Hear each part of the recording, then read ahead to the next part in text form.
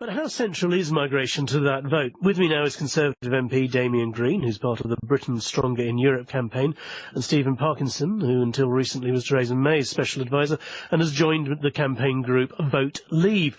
Damian Green, first of all, what do you think of that idea that we heard from Nick there about the emergency brake? Well, it's an idea that's been floating around Brussels among officials there.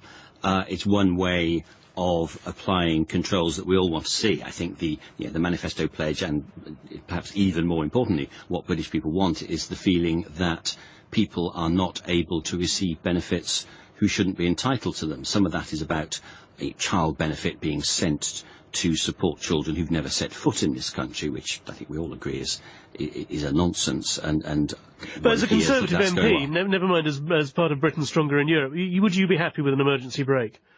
Well, I mean, as Nick Watt said, I think it depends on how it operates. But what I want to see is a reform of the way benefits are paid, so that people in this country feel that the benefits are going to people who deserve them and not to people who don't deserve them. That, I know, is the central part of the Prime Minister's negotiation. We are at relatively early stages of these negotiations, so it's not surprising that people are, if you like, at the declaratory stage, saying no, we won't have this, we won't have that.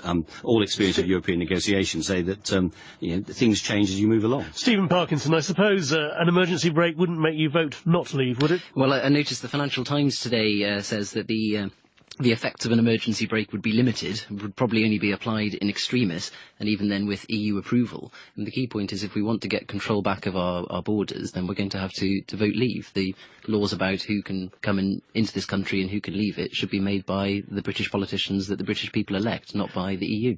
Well, so you wouldn't be impressed by the idea of getting the 4-year opt-out for EU citizens either? Well, no, I mean, I'm with Sir Stephen Nicholl of the Office for Budget Responsibility, who told the Treasury Select Committee this week that it would make not much difference to migration. The truth is, there's nothing in the Prime Minister's renegotiation at the moment that would affect the numbers of people coming from the EU. If we want to make those laws ourselves and have control over our borders, we're going to have to vote leave. Damian Green, what about another idea that's floating around, that we can do this ourselves? People talk a lot about sovereignty. The British Parliament can change the system so that we all contribute, and that means that you can exclude those who haven't contributed. Well, some of those problems are precisely solved by the introduction of universal credit. Certainly not in the case, I agree, of in-work benefits, but of out-of-work benefits. Ian Duncan-Smith has been explaining that as universal credit is introduced, then that particular problem is in-work addressed benefit is the big problem, isn't it? Well, it's the problem at the moment of these negotiations, and that's why we're having a negotiation about this.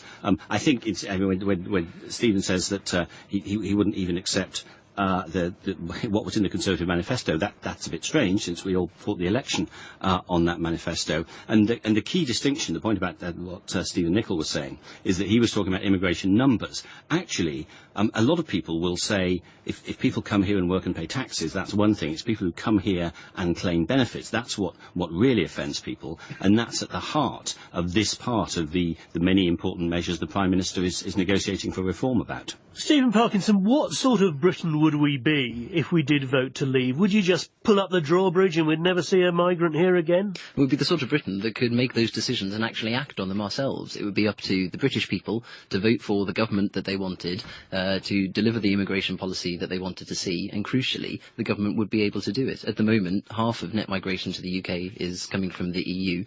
We don't have control over that. The only way to get the control that the British people want us to have is to vote leave. Damian Green, don't a lot of people just want control over Britain's borders to make whatever decision we like?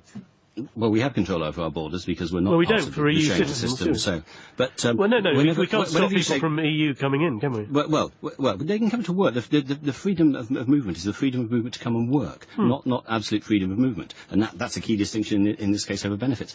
But the truth is, most of them do come to work, and if you start saying to the out campaigns, well, OK, fine, where are we going to get the nurses for the NHS from? They say, oh, of course we'd let them in. And when you actually get down to it, they would let all these people from the EU in anyway, they say. So actually there'd be no practical change. All it would have done would have been that we would have divorced ourselves from 27 neighbouring friendly democracies, damaged our standing in the world, and damaged our economy. So on the immigration matter, it is surely sensible, as the Prime Minister said, when we look at it long term, that we actually cooperate with our neighbours, that we cope with this refugee crisis that will be with us whatever, and we're in a much better shape to cope with that refugee crisis if we all work together, rather than if Britain does, as you say, try and pull up the drawbridge and pretend that the rest of the world doesn't exist. Damian Green and Stephen Parkinson, thank you very much. You didn't frankly have the balls to put country before party.